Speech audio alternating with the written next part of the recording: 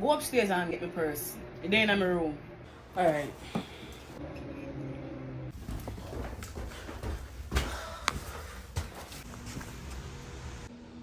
What?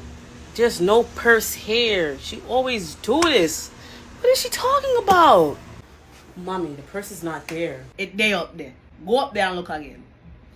It's not on your nightstand. I just looked. It's there in my room by my bedside table.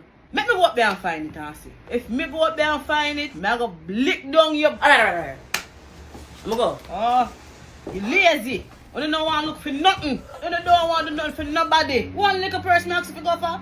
But if me send you for one goose chase to find the prettiest man, you find him. Here you go. Aye. See? Where did they? Put my bedside table down. It was in the bathroom. Well, same thing. The point is, you're not lazy. It wasn't even in your room. You find it in there. That's because you're using your brain. But I had to walk up and down the stairs like... Long story short. Me not raise no lazy girl. I had to walk up all this... Come out.